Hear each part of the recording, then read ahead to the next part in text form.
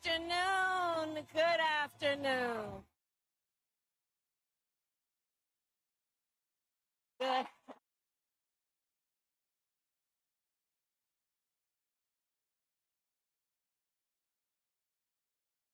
Good afternoon, everyone. Good afternoon.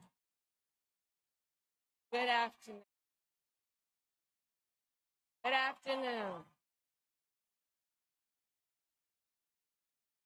Thank you all. Thank you. Thank you. Thank you. Thank you. So let me say, and I love you back. And I love you back. So let me say, my heart is full today. My heart is full today, full of gratitude for the trust you have placed in me, full of love for our country, and full of resolve. The outcome of this election is not what we wanted, not what we fought for, not what we voted for, but hear me when I say, the light of America's promise will always burn bright.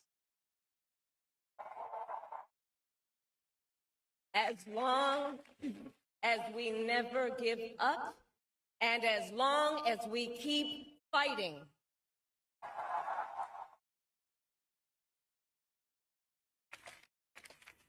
To my beloved Doug and our family, I love you so very much. To President Biden and Dr. Biden, thank you for your faith and support. To Governor Walz and the Walz family, I know your service to our nation will continue. And to my extraordinary team, to the volunteers who gave so much of themselves, to the poll workers and the local election officials, I thank you all. Look, I am so proud of the race we ran and the way we ran it.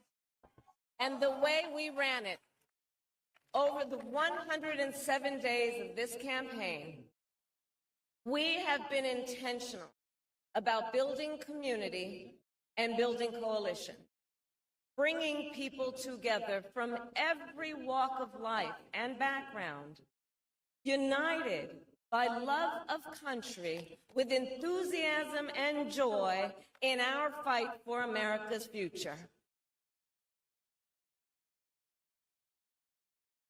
And we did it with the knowledge that we all have so much more in common than what separates us. Now, I know folks are feeling and experiencing a range of emotions right now. I get it. But we must accept the results of this election. Earlier today, I spoke with President-elect Trump and congratulated him on his victory. I also told him that we will help him and his team with their transition, and that we will engage in a peaceful transfer of power.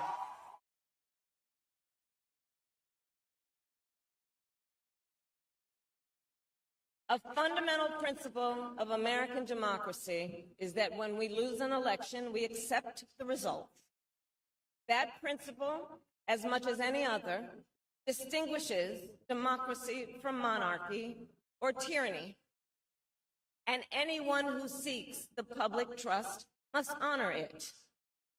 At the same time, in our nation, we owe loyalty not to a president or a party, but to the Constitution of the United States.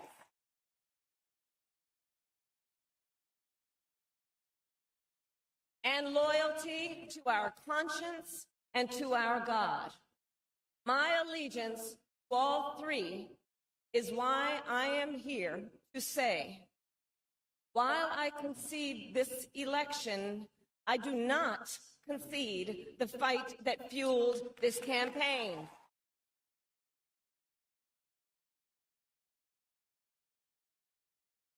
The fight The fight for freedom, for opportunity, for fairness, and the dignity of all people. A fight for the ideals at the heart of our nation, the ideals that reflect America at our best. That is a fight I will never give up.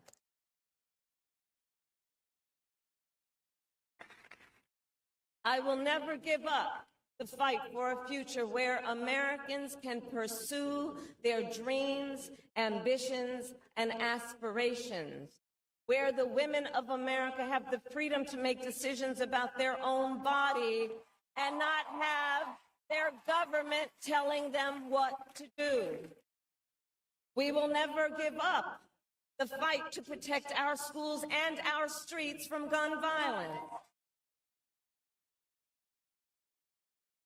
And America, we will never give up the fight for our democracy, for the rule of law, for equal justice, and for the sacred idea that every one of us, no matter who we are or where we start out, has certain fundamental rights and freedoms that must be respected and upheld.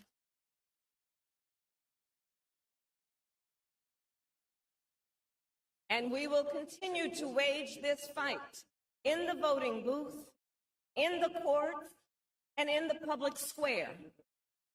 And we will also wage it in quieter ways, in how we live our lives, by treating one another with kindness and respect, by looking in the face of a stranger and seeing a neighbor, by always using our strength to lift people up, to fight for the dignity that all people deserve. The fight for our freedom will take hard work, but like I always say, we like hard work. Hard work is good work. Hard work can be joyful work.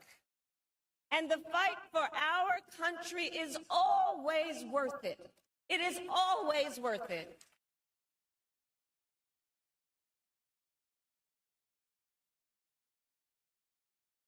To the young people who are watching, it is, I love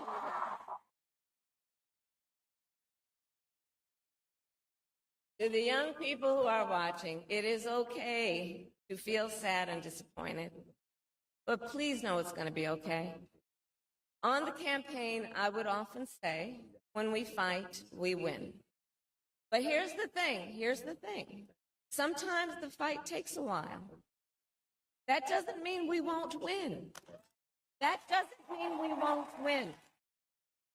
The important thing is don't ever give up. Don't ever give up. Don't ever stop trying to make the world a better place.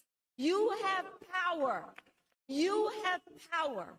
And don't you ever listen when anyone tells you something is impossible because it has never been done before.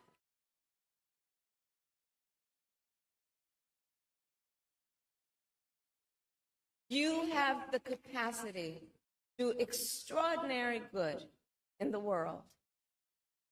And so to everyone who is watching, do not despair. This is not a time to throw up our hands. This is the time to roll up our sleeves. This is the time to organize, to mobilize, and to stay engaged for the sake of freedom and justice and the future that we all know we can build together. Look, many of you know I started out as a prosecutor, and throughout my career, I saw people at some of the worst times in their lives. People who had suffered great harm and great pain, and yet found within themselves the strength and the courage and the resolve to take the stand, to take a stand, to fight for justice, to fight for themselves, to fight for others. So let their courage be our inspiration. Let their determination be our charge. And I'll close with this. There's an adage an historian once called a law of history, true of every society across the ages. The adage is, only when it is dark enough can you see the stars. I know many people feel like we are entering a dark time, but for the benefit of us all, I hope that is not the case. But here's the thing, America, if it is, let us fill the sky with the light of a brilliant, brilliant billion of stars. The light of optimism, of faith, of truth, and service.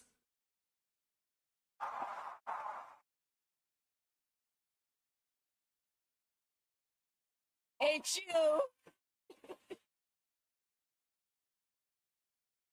And may that work guide us, even in the face of setbacks, toward the extraordinary promise of the United States of America.